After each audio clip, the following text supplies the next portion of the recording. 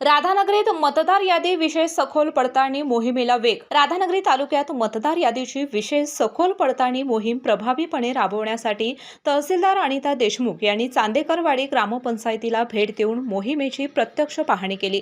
यावेळी त्यांनी हिंदूराव ज्ञानदेव खोत यांच्या घरी जाऊन मतदान गणना पत्रक भरून घेण्याच्या प्रक्रियेची प्रत्यक्ष माहिती घेतली। यावेळी तहसीलदार देशमुख यांनी सांगितलं की मतदान गणना पत्रक मतदाराने आणि मतदान नोंदणी अधिकाऱ्याने भरून घ्यायचे असून पात्र मतदारांची नोंदणी करून निवडणूक आयोगाने दिलेल्या विहित नमुन्यातील फॉर्मवर मतदारांची सही किंवा अंगठ्याचा ठसा घेऊन ते संबंधित BLO अधिकारी यांच्याकडे जमा करणे आवश्यक आहे। निर्धारित कालावधीमध्ये फॉर्म न भरल्यास संबंधित मतदाराचे नाव मतदार यादीमधून वगळले जाऊ शकते असंही त्यांनी सांगितलं। यावेळी त्यांनी BLO अधिकारी आणि संबंधित कर्मचाऱ्यांना मृत मतदारांची नावे वगळणे, स्थलांतरित मतदारांची नावे हटवणे किंवा दुरुस्त करणे तसेच मतदारांच्या नाव, पत्ता, वय आदी तपशिलातील त्रुटी दुरुस्त करण्याच्या सूचना दिल्या।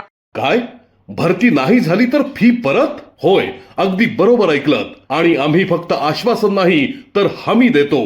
राजर्षी शाहू करिअर प्रबोधिनी, विश्वास, गुणवत्ता आणि निकालांची परंपरा। आजच आपल्या पाल्याचा प्रवेश निश्चित करा। या मोहिमेमुळे दुबार मतदारांची नावे कमी होऊन प्रत्येक मतदाराला केवळ एका ठिकाणी मतदान करता येईल असंही त्यांनी स्पष्ट केलं। ही विशेष सखोल पडताळणी मोहीम 29 जुलैपर्यंत राबविण्यात येणार असून सर्व संबंधितांनी जबाबदारीने आणि प्रभावीपणे काम करावे असे निर्देश तहसीलदार देशमुख यांनी दिले। निवडणूक आयोगाने दिलेले फॉर्म भरून त्यावर मतदाराची सही किंवा अंगठा घेऊन BLO अधिकारी यांच्याकडे जमा करावेत। जर फॉर्म मतदारांनी भरून दिले नाहीत तर सदर मतदाराचे मतदार यादीमधून नाव कमी होणार आहे।